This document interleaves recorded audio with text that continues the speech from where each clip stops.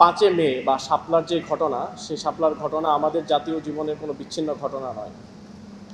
দীর্ঘ সময় ধরে যে সিস্টেমিক অপারেশন চলেছে মুসলিমদের উপর, ইসলামকে পরিচয় হিসেবে নিয়ে যারা পাবলিকলি কাজ করতে চান, যারা পাবলিক স্পেয়ারে কথা বলতে চান, রাজনীতি করতে চান, এরকম যেই গোষ্ঠীর উপরে যেই সিস্টেমেটিক অপারেশন চলেছে, সেইটার একটা পূর্ণাঙ্গ রূপ আমরা দেখতে পেয়েছি 5 মেতে 2013 সালে।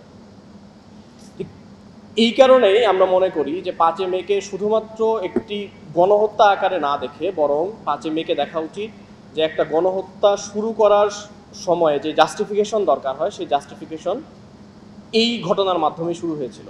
আমরা লক্ষ্য করেছি যে 5 মে পরবর্তী সময়ে 2013 সালের 5 মে পরবর্তী সময়ে যেই বিরোধী মতের উপরে যে অত্যাচার চলেছে, বিশেষ করে ইসলামপন্থী যে সকল দল রয়েছে, রাজনৈতিক এবং অরাজনৈতিক, সেই দলগুলোর উপরে যে ধরনের অত্যাচার এবং নির্যাতন চলেছে, সেই নির্যাতনের শুরুটা হয়েছিল মূলত 5 মের মধ্য দিয়ে, যদিও এর শেকড় আরও অনেক পেছনে।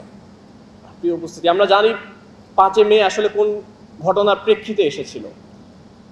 ঠিক এই আয়োজনে আমরা স্পষ্টভাবে বলতে চাই যে 5 মের যেই আগমন আমাদের জাতীয় জীবনে, এটি কোনো বিচ্ছিন্ন ঘটনা নয়, বরং শাহবাগের যেই সামাজিক একটা প্রেক্ষাপট তৈরি করা হয়েছিল, ইসলাম বিদ্বেষের সামাজিক প্রেক্ষাপট, সেই প্রেক্ষাপটের আলোকেই শাপলাকে আসতে হয়েছে, 5 মেকে আসতে হয়েছে। ফলে আমরা মনে করি যে শুধুমাত্র শাপলাকে আলাদা করে বা 5 মেকে আলাদা করে যদি আমরা বোঝার চেষ্টা করি, তাহলে বরং ভুল হবে।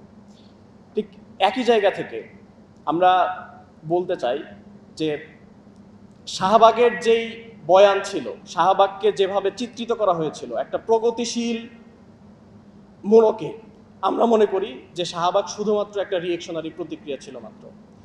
এই জায়গায় শাপলা বা 5 মেতে যারা আন্দোলনে এসেছিলেন, তারা শুধুমাত্র কিছু নিরীহ দাবি নিয়ে এসেছিলেন, কিন্তু একই সাথে আমরা লক্ষ্য করেছি যে কোনো ধরনের জাস্টিফাইড কোনো আন্দোলনকেই সেই সময় ফ্যাসিবাদী সরকার মেনে নিতে পারেনি।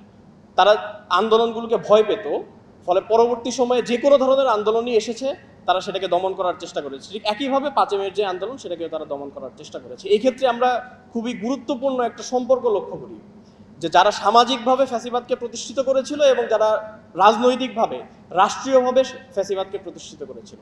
আমরা আজকের এই আয়োজন থেকে এই জিনিসটাই দেখাতে চাই, আমরা একটু ভিন্নভাবে দেখতে চাই যে ঠিক শাপলার যে ঘটনা, 5 মের যেই ঘটনা, সেই ঘটনার পরবর্তী সময়ে ঠিক কীভাবে ফ্যাসিবাদের যেই স্থায়িত্ব, সেই স্থায়িত্ব দীর্ঘায়িত হয়েছিল, তারা কিভাবে আরও শক্তিশালী হয়েছিল।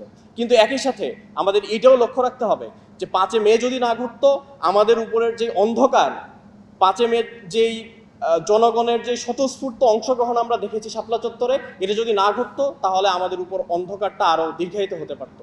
ফলে আমরা মনে করি আজকের এই আয়োজন থেকে আমাদের যেই তাড়না হচ্ছে, আমাদের চাওয়া, সেটি হচ্ছে 5 মেকে, শাপলা চত্বরের এই গণহত্যাকে আমরা শুধুমাত্র বিচ্ছিন্নভাবে পাঠ করব না, বরং অন্যান্য সমস্ত জুলুম এবং নির্যাতনের একটা কেন্দ্রবিন্দু হিসেবে, একটা এক্সপ্রেশন হিসেবে 5 মের গণহত্যাকে আমরা দেখব।